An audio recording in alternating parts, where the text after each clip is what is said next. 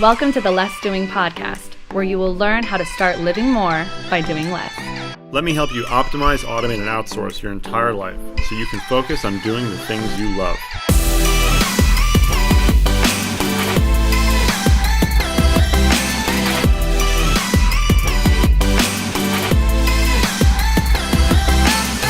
Now here's your host, Ari Meisel.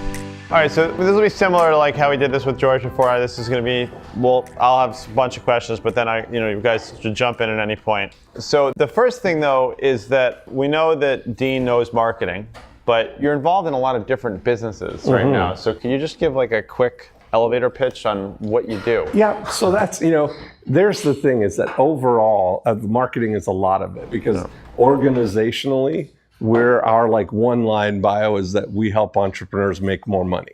So that's our organizational kind of purpose. So that means that everything that we do has an outcome of more money. So we're not an educational company where we're teaching how to set up a WordPress blog or how to, anything technical or things like that. Everything we do has that through line outcome of you're going to make more money in interaction with our company. So that opens up the door for things from on the free podcast side of it with I Love Marketing, More Cheese, Less Whiskers, all the things that we do to share with people all kinds of marketing strategies. Then we have online programs. I do live events. We do sort of facilitated groups where like today, while we were in here, 2 Thursdays a month, I do live calls where I'll interact with people through our email mastery program where we wordsmith and help people get just the right words for their emails. So that just happened to fall on today. So that's why I was back doing those. And so that's a crystal clear purpose. And then we get to start companies like the 90-Minute Book, where we, people push a button and out the other end, they get their first book, right? We try and be the less doing sort of facilitators for them. And you have a podcast production service now. And we have a podcast production service. We have... What's it called? Dial Talk Done. Pretty clear proposition. Right. And so everything around that is all about helping facilitate people making more money based around sort of strategic approach. Because I have something called the 8 profit activators, which is everything fits into those kind of 8 things. Yeah, so without going into depth of all of them, so can you tell everyone what the 8 are? Sure. So the easiest way to think about it is that, first of all, whenever we look at a business, we break the business into 3 separate divisions. And so we have what we call the before unit, which is the unit of your business that finds people who want to do whatever it is you do. The during unit of the business is the unit of your business that actually does what you do. So if people sign up and say, I'd like you to help me do whatever it is, the whole engagement and the journey that people go on with you there, that's the during unit. And then the after unit is a separate unit of your business that nurtures lifetime relationships with the people that you've already done business with, who already know you, like you, and trust you, and focuses on orchestrating referrals. So when we look at a business like that and break it into those 3 distinct divisions, your during unit is where it all kind of happens, right? That's the part that is the transactional, functional, helping people. And one of the best ways to think about your before unit is to think of it as a supplier to your during unit. And what it supplies to your during unit is a never-ending stream at whatever volume you would like of people who are ready to do whatever it is your business does at a price that is acceptable to you, that's profitable for you, So I often ask people, if they think about that, is how much would you cheerfully pay for a new client to show up on your doorstep and say, can you help me do whatever it is you do, And so the 8 profit activators all fit within there. The first 4 are part of the before unit, which is, select a single target market, get get people just to raise their hand, to use compelling direct response, educate and motivate people till they're ready to take action. And number 4 is to make offers that make it super easy for them. So it maps out, it fits perfectly with the customer journey. That's really what it is as people are progressing through those 4 profit activators, they end up now moving into your During unit, which contains the 2 profit activators of deliver a dream come true experience for people, and then provide after sale service. And then in your after unit, it's about nurture lifetime relationships and orchestrate referrals. So those are the 8. Right. Okay. Yeah. So there's so much within each of those, obviously. What are some of in terms of the 8, where are some of the areas where you're seeing some like the newest tactics that have been really interesting for you to try out? I see so I would start, if I look at where people are, often the biggest opportunity that they have, this is where the 9-word email comes in, is that if you were just to divide your business right now and overlay the 8 profit activators on your business, there's stuff that's happening right there. I call this the breakthrough DNA process, because I look at these 8 profit activators are all like individual, DNA cells that manifest differently in every business, but they're universally present. Every business has a before unit and those 4 profit activators.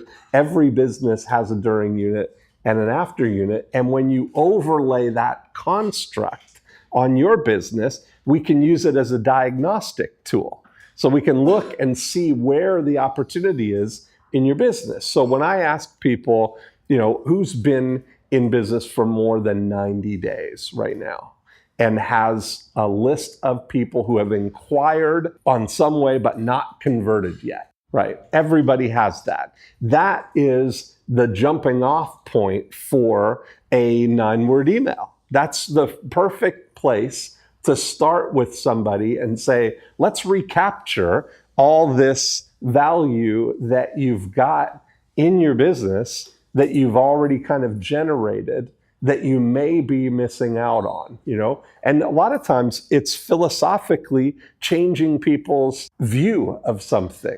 Like a lot of times in marketing, in our digital marketing world, the language and the way that we approach things has become very funnel-centric or very sort of EPC, all the language and things that we use. We're looking for the right now, right? Where we're gonna run the ad, get them in the funnel, send them through our gauntlet series so they buy our tripwire, and all these such it's sort of confrontational language, right? Like we're at war with these people. And yeah, but it's like, so I actually looked it up. I spoke at Dan Kennedy's super conference a couple of years ago, and I looked up the word gauntlet, which is actually a military punishment where a man is forced to run through a line of other men beating him with a stick. That's called running the gauntlet. And that's a lot like what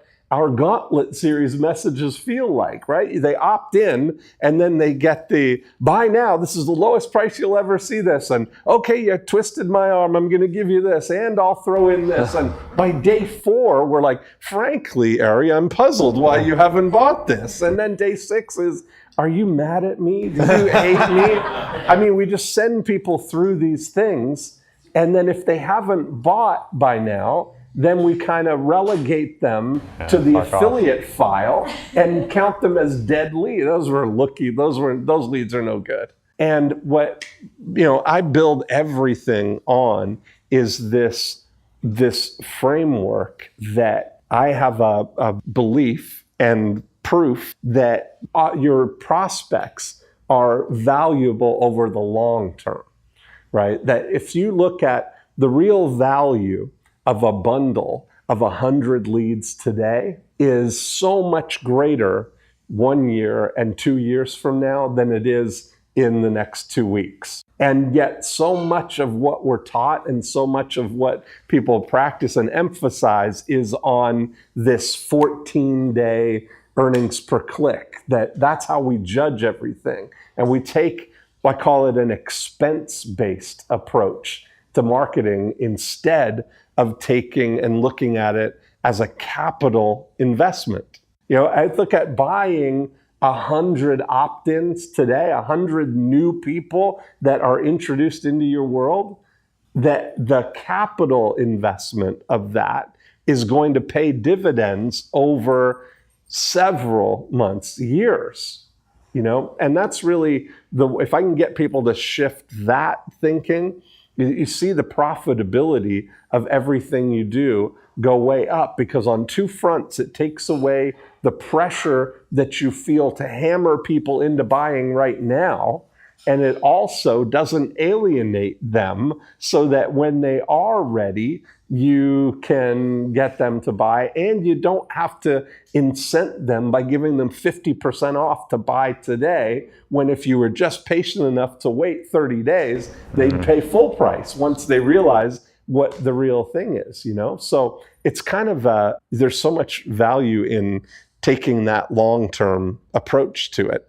So when someone opts into your, to More Cheese, Less Whisker, or whatever, anything, any of them, let's right? say, how many emails typically are in your series for that? Yeah, so there's the thing too. So when I look at it, that you break this up, that I look at it as two tracks, right? If I'm looking to figure out what the value of 100 leads today is, I'm looking at the long term. So I base everything on when I started looking into lead conversion, that there was a study done by a company that handles inquiries across all kinds of industries, right? Like on an enterprise level. And what they found was that by doing what they call did you buy surveys, they would follow up with people. Like if you went to a home show, or you went to a corporate website, or you went to a magazine and you circled one of the things on the cards, this is the company that does the kind of inquiry handling like that. So they have all kinds of data, millions of leads a year they process. And what they did was kind of brilliant. They would follow up with a segment of people, and they would call them at 90-day increments and say, just ask them one question. They'd say, Ari, you came to the home show and you inquired about faucets. Have you bought any faucets? Not, would you like to buy some faucets, or did you buy our faucets? Did you buy faucets? Because they found that by doing that, just over half of the people that inquire about anything will buy what it is they've inquired about in the next 18 months. But only 15% of them will do it in the first 90 days. So 85% of the value of a bundle of leads today is 90 days or further away. That's across industry. That's across industry, right? And so I've seen that unfold in so many different ways. I mean, I see it unfold in real estate all the time, but in our own world, in my world, I see it unfolding too. So if I look at that and I realize that I'm playing the long game, I like to be conservative on projections like that. So I extend that out to 2 years and reduce it to 50%. So I'd say that's a good rule of thumb to be thinking. A guiding principle is that if I get 100 opt-ins today, that 50 of them are going to buy something in this category in the next 2 years. That's a pretty good thing to come from. Now, when you look at that, what that changes for you is that it gives you some sense of peace about knowing that this is a good investment, because I've got a long time to nurture a relationship with these people. And you start to realize that it's okay if they don't buy right now. And so you can be more relaxed about it, right? And so it takes a whole different approach. I look at it that if what we're really looking for, if I were to give you the name and email of 100 random people, or you take the last 100 opt-ins that you had, just looking at them right now, there's no way for you to tell which of those 100 people are going to be the ones that buy in the next 2 years. You can't tell just by looking at it, right? But The good news is that you got a 50-50 chance. And so I take the approach that I treat everybody like they are what I call a 5-star prospect until they prove that they aren't, versus treating them like they're not a 5-star prospect and forcing them to jump through hoops to prove that they are. So we often take this thing, there's this approach to lead generation that you've got to kind of dominate, or you've got to be assertive, or you've got to, close and convert these people. And when I take this approach of realizing that anybody that is going to buy from you is going to be what I call a 5-star prospect. That means they're willing to engage in a dialogue, they're friendly and cooperative, they know what they want, they know when they want it, and they'd like you to help them. They have to meet all 5 of those in order to be a client of yours, right? So if that's true, they have to be all 5, because which of them would you not want? Which would not be true of any of the clients that you've served, right? So rather than trying to convince them to buy now, let's start from the top of that list instead of from the bottom. Right? So I say, let's treat this like the staged lighting at the drag races, where they've got to start out, the first light comes on, and then the second, and then the third, and then the fourth, and then the fifth, and we're off, rather than coming from the bottom, which most funnels are built to, if we say that, are they willing to engage? Are they friendly and cooperative? Do they know what they want? Do they know when they want it? Would they like us to help them? Most funnels start out with, let me show you what we've got. You need to buy right now, right? We're starting with the bottom. The premise is you need to buy this right now. And we're putting our timeline on them rather than before we even know, are they friendly and cooperative? Do they know what they want? None of that, right? So I always start with, let's just engage with them and see who's willing to engage in a dialogue. So if somebody comes to one of our real estate websites and they come in, rather than say, now's the time to buy, we can just ask people and say, hey, welcome aboard. Are you an investor, or are you looking for a house to live in? Easy, right? Or if somebody, I run full page ads in Success Magazine for our email mastery, or do Facebook ads, or when people opt in, we would just ask them, give them a copy of the book, and then ask them the next day saying, hey, Ari, welcome aboard. You're one of the first to download Email Mastery. What business are you in? Yeah. Just seeing if people are willing to engage in a dialogue. And when they engage, then we can say, they'd say whatever business they're in, and I can follow that up with, have you tried a 9-word email yet? Because that's what we teach them in the article, they would call it, the ad that we're running.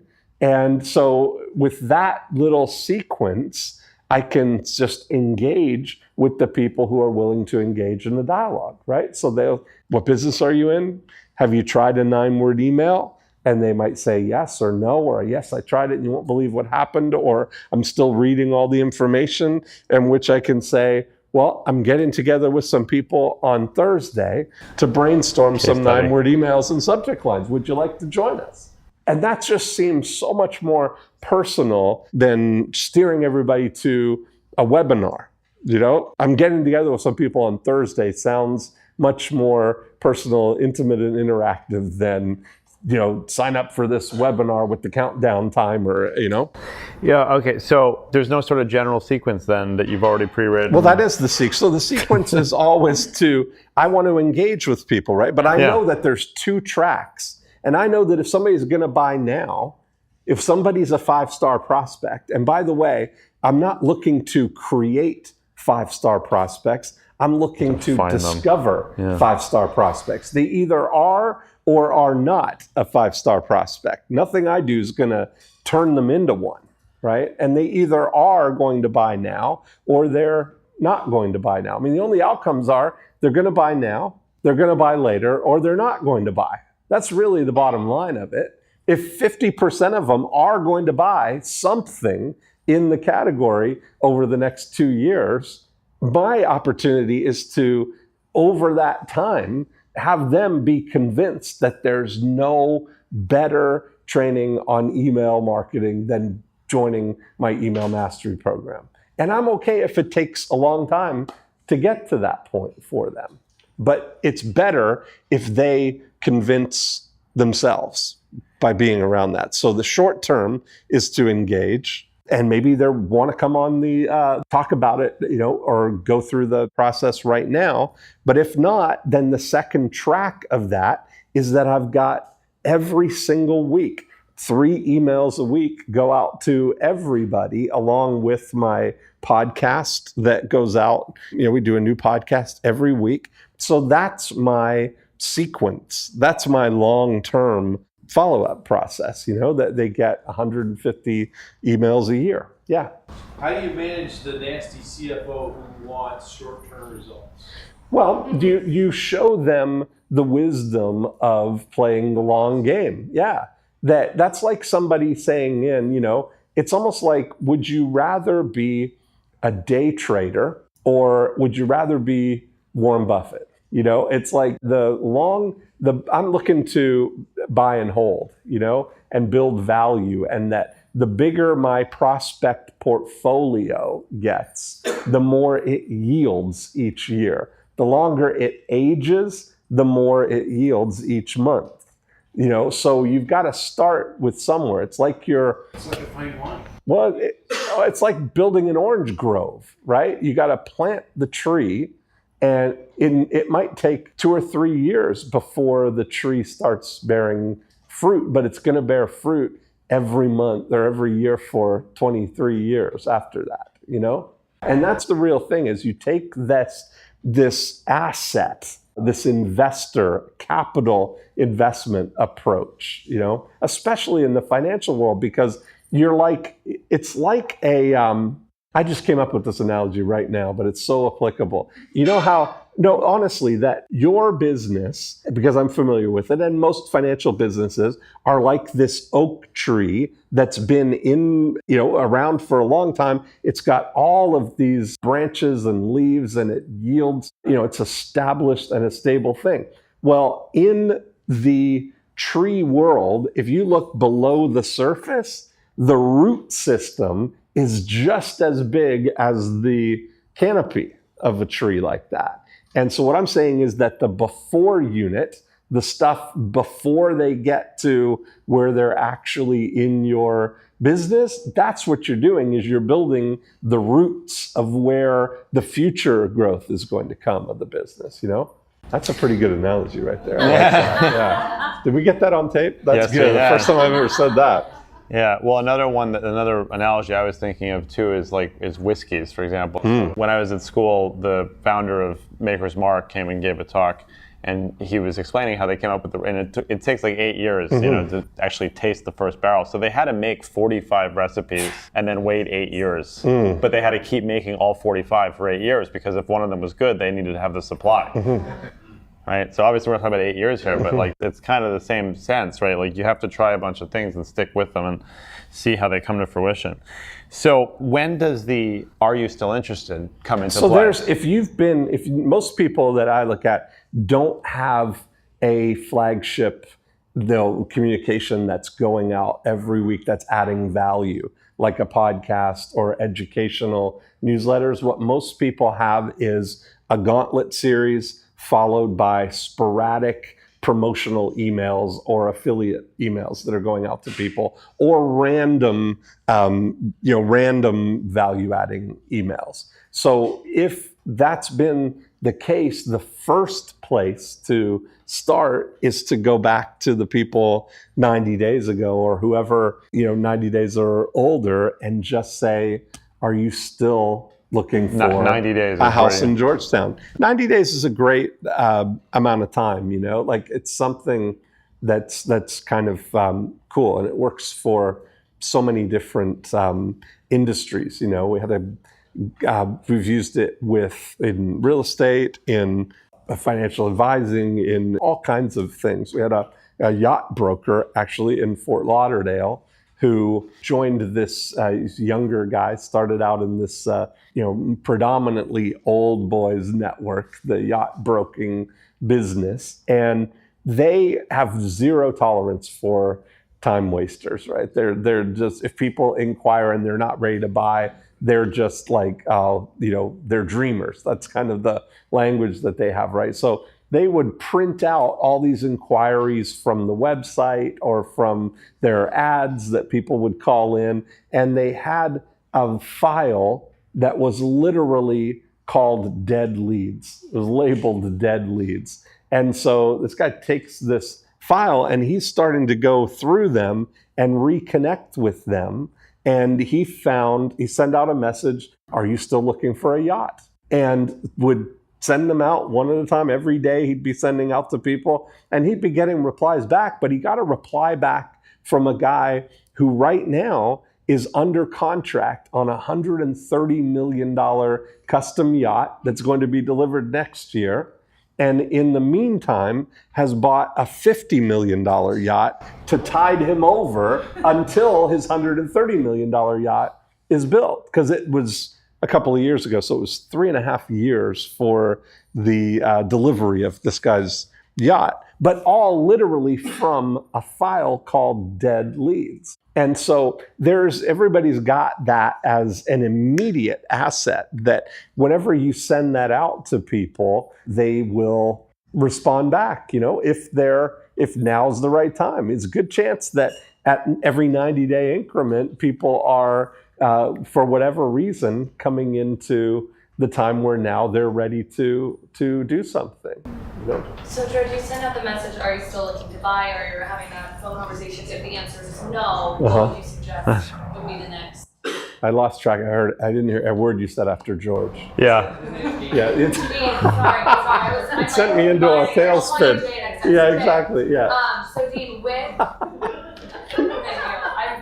hearing all the information. When you say, "Are you still looking to buy?" Yes. And they say no, not yet, or any version of that's not yes, Perfect. What would be the next step? What sequence would you suggest or way of... So perfect. What would you say if they said that? What would you say if you were literally going and knocking on their door and saying it to them? I'll be back. What would you say? I mean, and it depends contextually, right, on what it is. If it's like, if they've bought something that is a once in a lifetime purchase that they're never going to need again, then what are you going to do? But if it's something that might be next time choose you, that maybe they tried this other method for right now, but you stay in touch with them, because most of them will be amenable to you staying in touch with them, So that's all it is. Just thank them. Oh, great. Yeah. And just keep in touch. In your email, so your emails that you send out, I get them, but for people who don't, like they're really, there's no call to action, really. There's always a call to action. Click on the podcast link or things like that. Mm-hmm. But you're not telling people like, are you in? I mean, you're not. Of course. So every email that I send out goes out with what I call my super signature. So let's see. Yes. Right. So every email has always a call to action on it, because no matter what, I want people to know that what to do when the time comes, right? Who gets my emails? Does anybody have one? Yeah, I got it here. Yeah. Oh, here we go. Okay. So when you look at it, wow. Okay. So, this is the one. So creating a movement. This one went out today. Yeah. So see that? I didn't send it. I didn't even write it. But it goes out. And so in every email, I'm adding value, first of all, because there's always a nice article. And then in the PS, I'm always promoting something that is timely and topical. But it seems so conversational that it doesn't seem like you just said, you skipped right over it. So PS, I'm starting a new email mastery case study group this month. If you've got a list of even 500 people, you may be surprised to see what can happen. If you have a list of 1,000 or more, you're literally sitting on a gold mine. As a case study, I get to work with you one-on-one to wordsmith new emails we can send to your list and report on the results. I'm building an amazing collection of case studies in dozens of business categories. I'd love to work with you. Just reply to this email, put email mastery in the subject line. I'll get you all the details. And then every one at the bottom always has plus. Whenever you're ready, here are 4 ways I can help you hatch some evil schemes for your business. So every email, that goes out 150 times to people. And every time that goes out, somebody clicks and inquires about all of those things, every one of them. You know, it's like, it's so funny because this is, whenever I think about it, you know, is you need to be a leader for your group, right? You need to really guide and lead them on the right path, because people are silently begging to be led. I mean, you've heard that, right? That they're waiting for you to guide them in the right direction. Nobody likes to take initiative. And so often what we end up doing is if we take, like, and this is on every level, if I were to say, you know, if I invite you into my home and bring you in the living room and sit you down and say, hey, I'm happy you're here. If there's anything you want, there's lots of stuff in the fridge. Go ahead and help yourself. It would be very awkward for you to do that. You would never do it, right? But yet that's how we treat our prospects, right? We bring them in. Hey, if you have any questions or there's anything I can help you with, please feel free to reach out to me, to email. And we feel like we're doing it with the best intentions, that we really want people to feel comfortable. And we would love nothing more than to spring into action when they ask you that for help, right? But nobody likes to do that. So we contrast that. If I brought you into my living room and I sit you down and I go into the kitchen and I come out with a plate of freshly baked cookies, and I come right up to you and I say, would you like a cookie? Hell yeah. Of course. It would be very difficult for you not to take the cookie, even if you don't eat cookies. Yeah. Because you don't want to reject me. Nobody wants to take the initiative, and nobody wants to reject anybody or make anybody feel bad, right? So we've got this inherent moving sidewalk, moving in the direction of be a leader.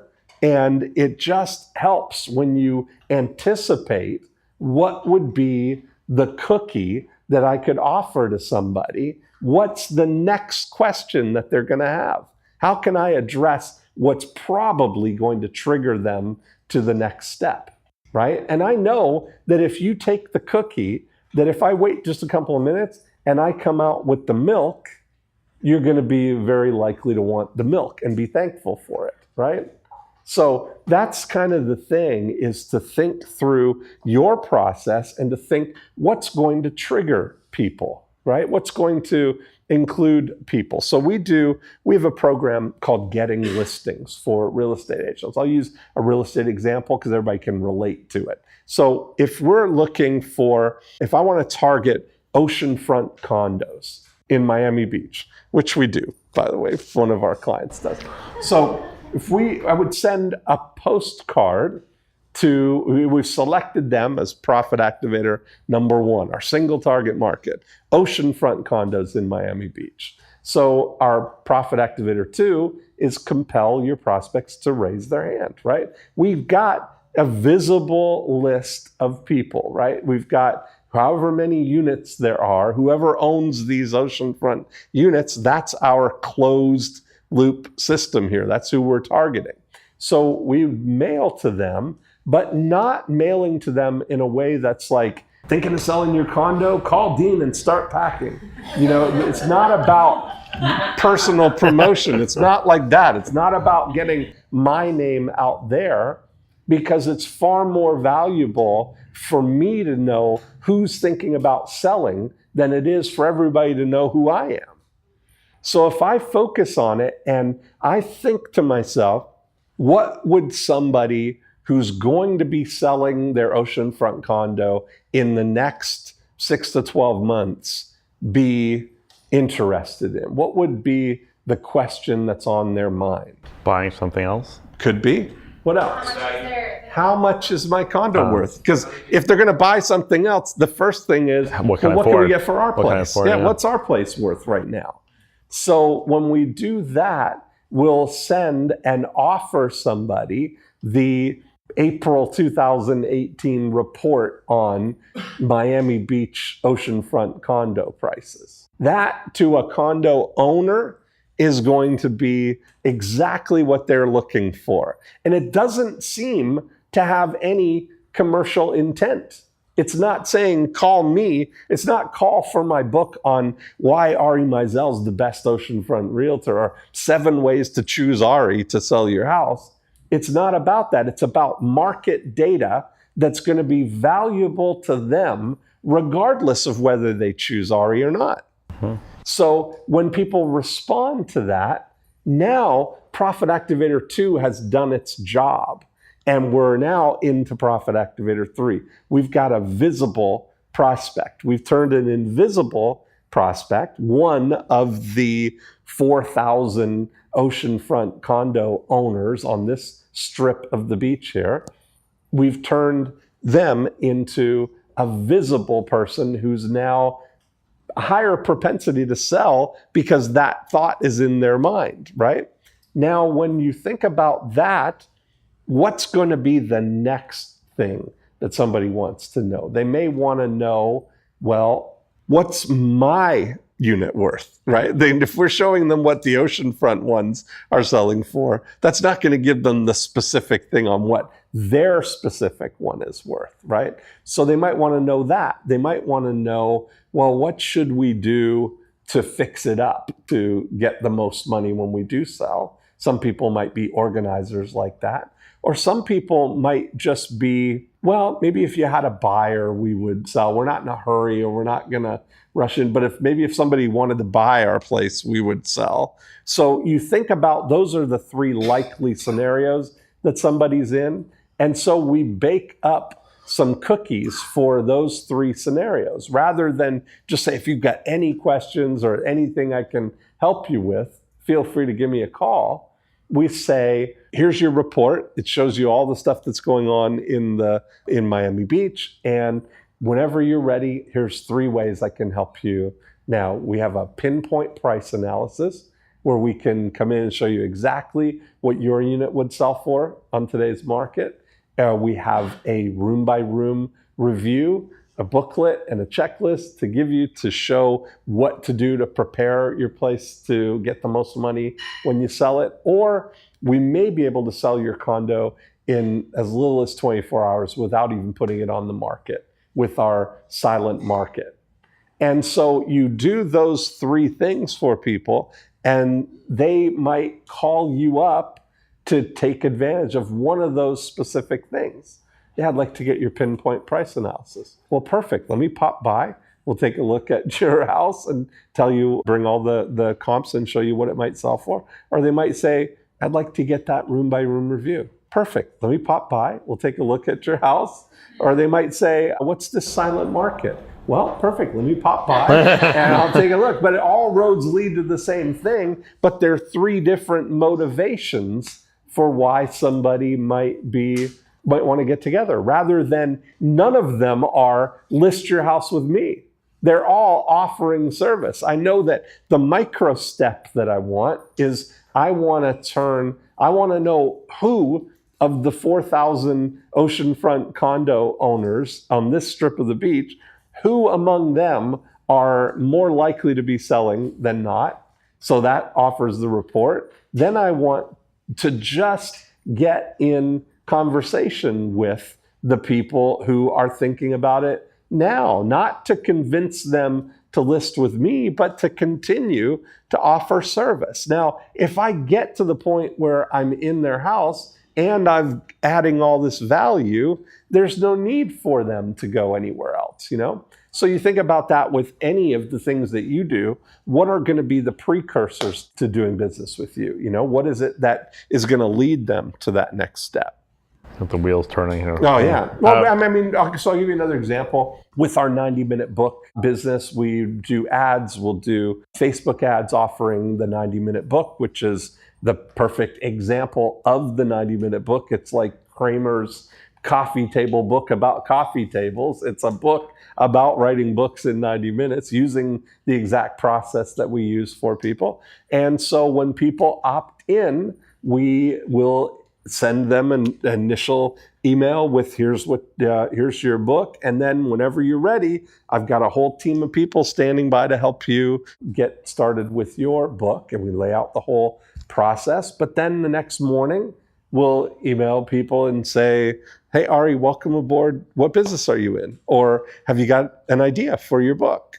And so I know that what people may want to know about is the titles. So if I do a workshop and say, hey, I'm getting together with some people on Thursday to brainstorm some book titles and subheadings, that's going to be attractive to people who are thinking about writing a book. And I know that if I serve them and get them excited and show them winning book title formats and formulas, that if they name their book, if they come up with a title for the book, that is the lightning rod that now gets them excited about moving forward to actually get this book done. If they don't know what their book's going to be about, or they're intimidated by the title, that's going to slow the process of them wanting to get started because they don't know that they're ready yet. But once they get that title, then it's like the fast track, Yeah. So in this case, the cookies are in the super signature, basically. That's the cookies, right? That's it. Yeah. And that super signature is, I love it. Taki Moore had the best testimonial for the super signature, because he sent me a text saying that the super signature is like finding $5,000 in your pocket 3 times a week. Because he sends out 3 emails a week now. Well, we have one too. Of course. How often do you change your super signature or your plate of cookies? Very rarely. I mean, I've been using that one for over a year.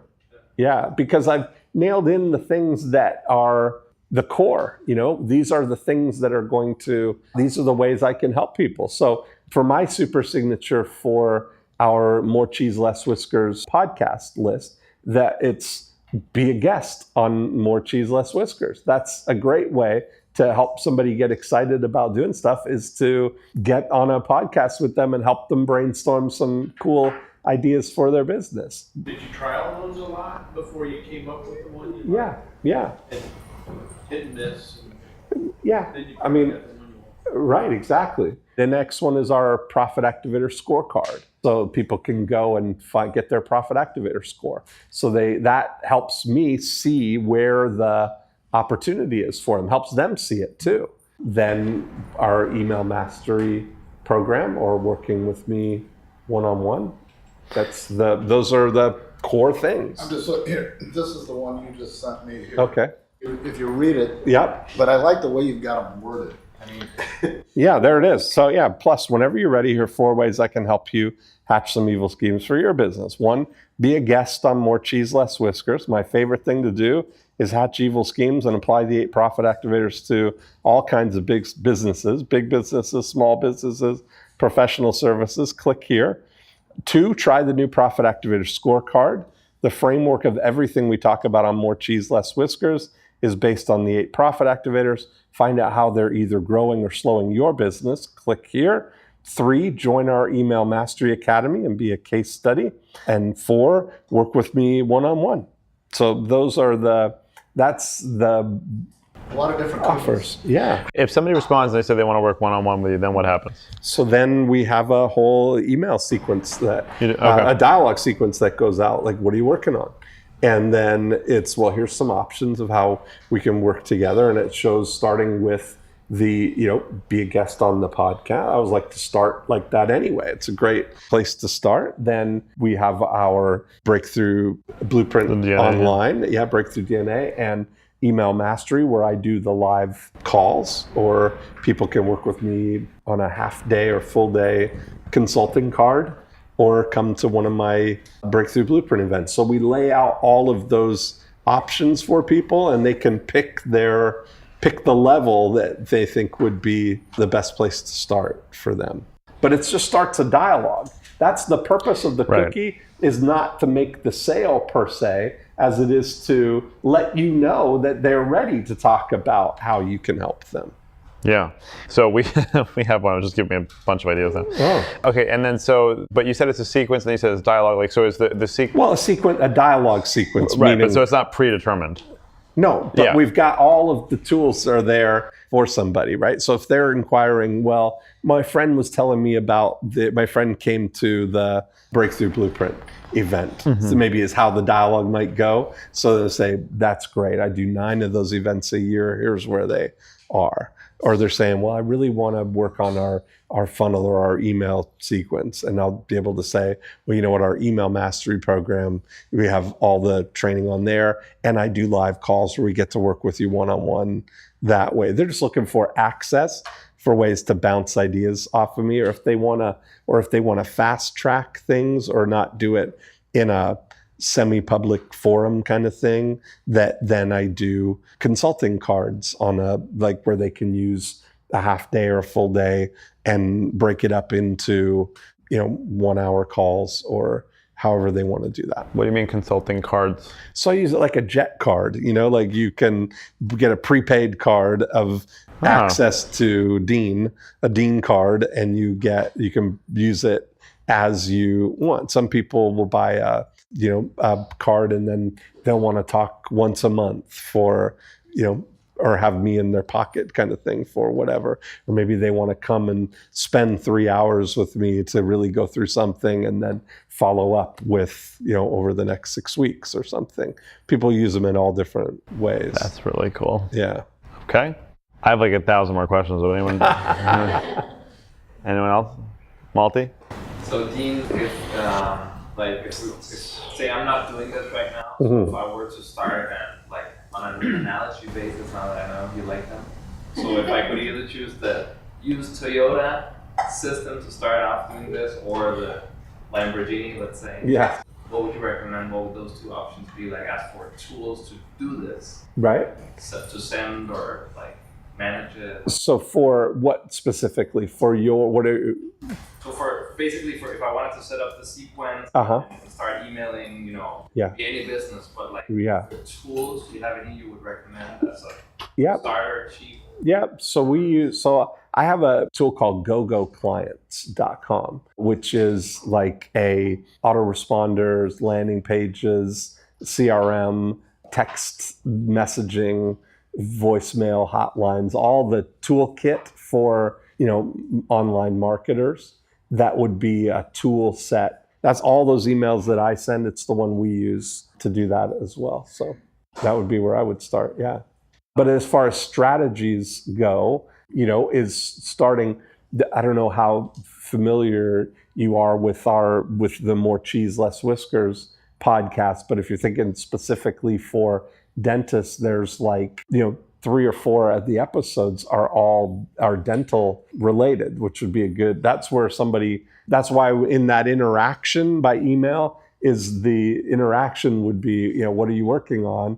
And if you're have a dental start with these. And so I'm looking that now you're going to be sort of deepening the process in a very specific way.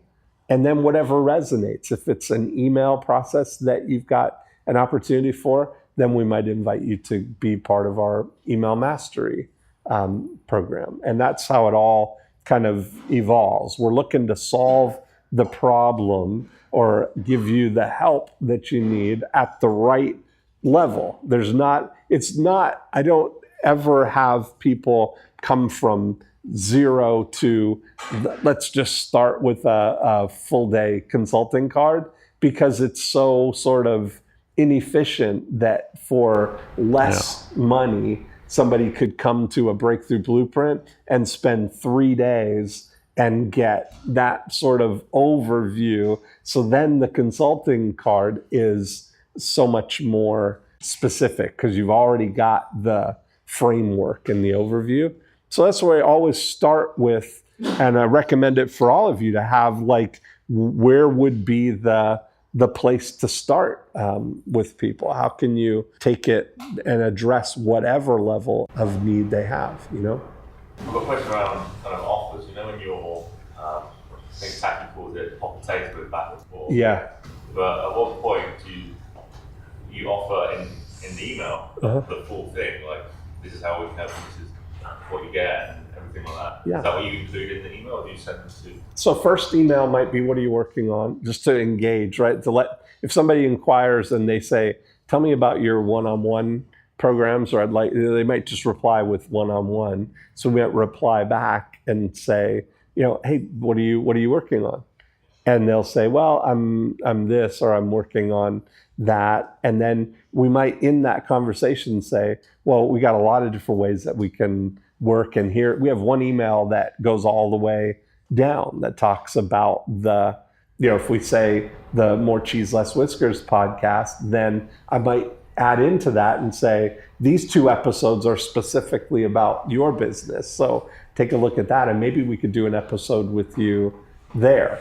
That might be a good place to start. And then we go all the way down. So our Breakthrough DNA program, which you can do online, or you can do a version of where you get the whole online program coupled with a 90-minute card to talk about your specific situation, or come to a Breakthrough Blueprint. So you start out from free to 1,500 to 2,500 to 5,000 to 8,000 or 15,000. There's something for everybody in that world, So you deliver like the price and everything's included. Yeah, that's the thing, because I'm not listening and seeing, well, how much will they pay, or what's the, you know what I mean? I'm committed to my pricing. I know that that's the pricing, and so let's just get it out there, and people can choose whatever is the right thing for them. But it's always looking to stair step, and my goal is for everybody to be ahead of the game, that they're already playing with house money before they ever give me any money. And that's the thing, where most of the people that come to any of the events or do anything have had some experience where they've made money because they sent people a 9-word email that I got nothing for, but I shared it and didn't hide it under a bushel, And it's so funny, if you're gonna give stuff away like that, it's valuable to name it and to do things like, because I call it a 9-word email, that it's because, so I own that position in the market kind of thing. Like, I can't tell you, I didn't go to Traffic and Conversion this year, but every time at Traffic and Conversion, if Ryan or Perry or somebody starts talking about the 9-word email, they'll always give me credit. But I get all these texts from people saying, oh, they're blowing you up about the 9-word email. And whenever somebody posts it up, trying to take credit for it themselves, like they'll do a thing to, I'm going to share this strategy with you. This is an amazing email that revives dead leads. They're like, yeah, that's a nice Dean Jackson strategy, right? Like they'll always post or tag me in the Facebook post where, oh yeah, I did hear about that from Dean. It's funny.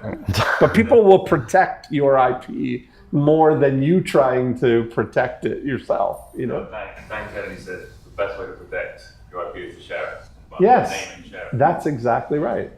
Especially now, when everything is out instantly. You're better to get out first and be the seminal, the root, the root of it. Yeah. Mm-hmm. And also, just to clarify, so the 9-word email is the "Are you still interested in?" Yeah, 9-word email is really a philosophy. It's a tone of email that's conversational, one-on-one. I look at it that these emails are likened to going to Starbucks, and if you see somebody in line that you recognize, you would say that to them, right? If I see you and I know that you came to my yacht website, and I say, hey, good to see you. Are you still looking for a yacht?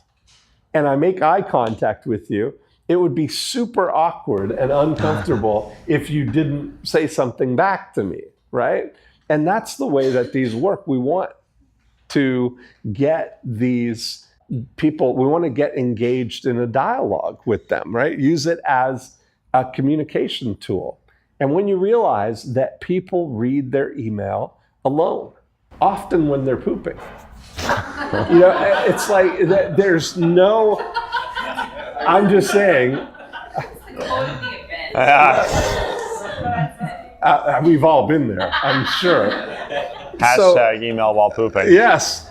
But that is a very like intimate form of communication, right? You share the same, and let's face it, we all read our emails now on our phones, right?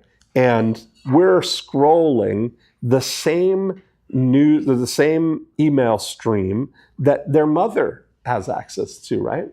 And their mother has 100% open rate on her emails. And the reason is because the emails from mom feel like they're only for you. And so I look at it that let's do this little experiment actually. Take out your phone and let's go through your emails. And I want you to find an email, the last email that is only for you. Very first one. The very first one is only for you. What's the subject line? Flights. Flights. Okay, that's a good one. I won't comment on it right now, but let's get a collection of them. Who else has one that's... First of all, you realize how far you have to scroll to find one that's only for you. Yeah. Mine's the top one, but it's new voiceover, so it's at work. New voiceover. Perfect. Invitation. Mine's actually no subject. Perfect. Yeah, but you know who it's from. Yeah. What else? Update. What's it? Script update. Script update. So let's just stop right there because you're seeing a pattern that if we were to read the emails above and below that one that are probably from marketers, the difference is that marketers are using the subject line like a headline and your mom or your friends are using it. It's almost as if they have a label maker and they're labeling the subject line what they would label the email in case you need to find it later. They're overtly clear on what the content of this email is. Yeah, another one here. Another one. That makes a difference, yeah. This is from a mortgage broker. Quick question. Ah, good. That's good. Is it just for them? Just for you? Yeah, perfect. What do you got? Questions. Yeah. See, these things, when you send emails, the best thing that you can do, the best skill that you can develop is the ability to write an email as if you're only writing it to one person. And there's a difference in the tone, like you imagine, even though we're sending this, you imagine your list as everybody in here, but they don't have any framework or context or care at all that they're on a list. They think they have an exclusive relationship with you. Yeah, I have this email, but the subject line was checking in, and I was like, is that only me? And it's not. But it says, P.S. as you may have guessed, this is an automated email, but each reply goes straight to my inbox. Yes. So feel free to reply and we can talk. Perfect. And I was like, oh, okay, and it's pinned. I was like, oh, I think I'm cool. I pinned it. It's not just me. Yeah. Perfect. Yeah. But there's the thing is that's often all it takes is just to get your brain to engage with the email and now once it's in and you realize it feels like it's to one person, you trigger this conversational deer in the headlights kind of thing, right? Like our brain, we're on autopilot for so much of our stuff that just like if I saw you at Starbucks and I recognized you and I went up and said, hey, you still looking for a yacht? That would be in context the thing. But if I had a list of people and it was like if I walked into Starbucks and hopped up on top of the table and started banging on a cup and say, attention everybody, is anybody in here still looking for a yacht? It's very different. It's a different tone than one person at a time. What do they teach you if you take a first aid class? One of the first things you have to overcome is something called bystander apathy. And when you're on the first one on the scene, what they teach you is not to yell out, somebody call an ambulance, somebody get a blanket. Because who's somebody? Right. Somebody else. Right. That's who it is. Everybody's going to look around and go, yeah, somebody should call an ambulance. But what they teach you is to make eye contact and point. You call an ambulance. You get a blanket. And if I've made eye contact and the odds of them doing it are so much better than if I'm just going, somebody call an ambulance. And it's the same thing when you're sending out your emails, right? You want to engage with one person at a time who's reading that email alone and waiting for emails that are only for them. scrolling and hoping that someday somebody's going to send just them an email so they can pin it, right? Yes. It's a really good analogy. The super signature seems to be like a departure from that, but it's almost like Yeah. I've had this personal engagement with you, Yeah. and here I'm leaving you with some opportunities. Yeah, well, the Almost like super I have to signature is write- a whole different thing than the So you non-word wouldn't email. necessarily attach it to that. No, that the super signature is a very different thing. There's We're talking. I'm sharing so many things from Concentrate Yeah. without separating them. There's also a very specific psychological thing in the Yeah. super signature, which is whenever you're ready. Yeah. It's totally not pressure. There's no pressure, Yeah. and it's kind of goading them at the same time Yeah. because it's like, well, you're not ready, I guess. Yeah. So when you are, though, Yeah, it's kind of we're here. like you're the one that's delaying Yeah. your outcome. Yeah. It's like, I'm here and I'm ready. Whenever you're ready, I'm here, right? I'm ready for you. Yeah. Rachel over here. I just noticed we sent a 90, or my 90-minute book team sent out a 9-word email today, and I just got it.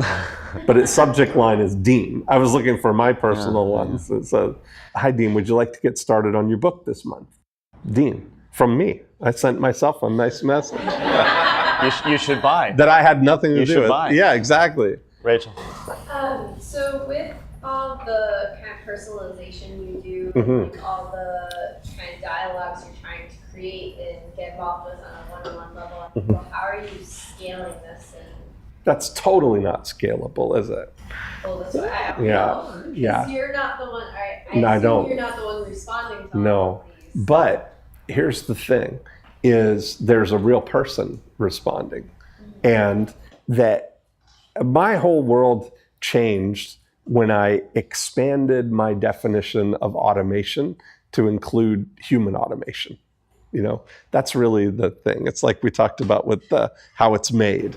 Yeah. You know, that when they're narrating all the things, it's never, you know, that Betty, who's been with the company for 15 years and likes to bowl on the weekends, looks and inspects the cup for things. It's a worker inspects the cup for blemishes and puts it back on the thing.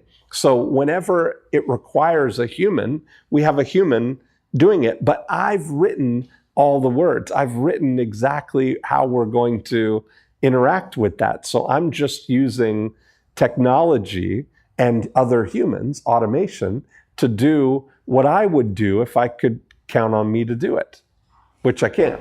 So I have others. It's a concept actually that we haven't talked about, but there is automation by human. Like that is a thing. And it doesn't matter if it's one human or many humans. And you know, George said before, like the best way to grow his Facebook groups is to answer people's comments, right? Like and he does it. You could probably. I'm not the only one. Okay, right, good, thank you. So then. Until a year ago, I was the only one. Right. But now I have community managers, and they both have their own account and access to my account. So I've coined a new phrase, and I'm hoping that you'll help me spread it so that someday I can be included in like Wikipedia or the Urban Dictionary. But the phrase is email baristas. And that's the answer for scaling this. That the reason that I say it is that any person that has the intelligence level to run the espresso machine at Starbucks and make all those complicated drinks is sophisticated enough to run your email response team. Yes. And you can train them in what to do, right? And you say, well, that's not scalable. But when you look at it, on the surface, if I described Starbucks to you, Starbucks itself is not scalable. You're going to sell custom beverages individually, in person, made to order for $5. Good luck with that, right? I mean, that on the surface, it seems like completely unscalable, yet it's totally scalable organizationally. When you look at all the recipes are already made. You're not counting on individual baristas to come up with their own things. All the recipes are there. They just need to learn the moves. And they've, you know, the actual depth chart of the whole Starbucks organization is there's probably only 7 or 8 layers to it overall anyway, right? A front line being baristas with the most of them. So you provide like the system, Yeah. the content, and then you have other people. Yep. So when I do a new campaign, So when I ran the first ad in Success Magazine, all the responses come in. I was there responding to everybody individually, seeing what happens. When you get 100 people to respond to anything, you've seen everything. You've seen what's going to happen. 95% of it, right? That's awesome. And so I made, when somebody says yes or tells me what business they're in, I know the through line, like I described it to you, there's more words to it, but the through line was, what business are you in? Have you tried a 9-word email? I'm getting together with some people on Thursday to brainstorm some 9-word emails. Would you like to join us? That path is where it's headed, right? So there's not very many variations in that, but I can respond to all of those. And I wrote the copy chunks that we use. Our email baristas have a library, an archive to choose from. So if somebody replies to one of these emails and says one-on-one, the response goes back, what are you working on? And then when they say, then it's responding to that and including, here's all the different ways we can work with you one-on-one. So we can take one more question now, but Dean's not going anywhere. Dinner is going to be served. So, Aaron? Anyone else wants a question? Yeah. I'll go. Go ahead, Aaron. Okay, so you said we're getting together this Thursday with a group of good folks, whatever. Yeah. And that could be a sales call, right? It could be a Yeah, session. it is. It's like So the first time I did it with the Success Magazine ad, so I wrote this article, it looks like an article in the magazine, because my whole approach to it was that what would I do if Success Magazine paid me $10,000 to write this article? What if my goal was to make this the most valuable page in the magazine? That was my approach to it. And if they were paying me $10,000 to write it, instead of me paying them $10,000 to let me run it, right? And that led to, huge response rates, because I'm sharing. So most direct response wisdom would say, if you're going to write an ad like that, you would say, have a big headline, an amazing 9-word email that revives dead leads. And then normal direct response would be, and once you know these 9 words, you're going to be able to send emails and get responses right away. These 9 words are so powerful. And once you try these 9 words, several people have tried these 9 words and were amazed at the results. Samuel S. from Lincoln, Nebraska tried it. And he said, these 9 words are amazing. And then you can get these 9 words at this website, right? So you read that whole article and you're no further ahead. Or here's 2 of them, I'll give you the other 7. Yeah, once you know the other 7. But I sold people, the first words out of the gate were, if you've been in business for more than 90 days, you're literally sitting on a gold mine, just waiting for you to press send to collect it. And here's the thing, and I tell them the why, because of most people are not going to buy right now, but they buy later. So here's what you do, is get all of your old leads together, gather them up, look in your desk drawers, in your emails, your files, and send them an email that says something like this. Are you still looking for a house in Georgetown? Or are you still planning a trip to Israel? Or are you still looking for a yacht? And that was the whole thing. I'm giving them all of this and saying there's so much more. I can tell you can get a free copy of my book at emailmastery.com. And that was the lead magnet. So by the time I got to the call, people are coming on the call, people I've never met, saying, yeah, I read your article in the magazine, and I sent out, and you're not going to believe what happened. I had all these people, and I sent out this email, and I had 8 people sign up for my $1,800 jiu-jitsu program who'd inquired but never converted. Or, and these are people that I've never met. So the first few callers are people telling tales like that, which is fantastic, I mean, Dean, that was awesome. We have to break for dinner. Okay. I just want to thank you for giving my team a lot more work to do now. There you go. You need some email baristas. Thanks. Yeah. Thanks, man.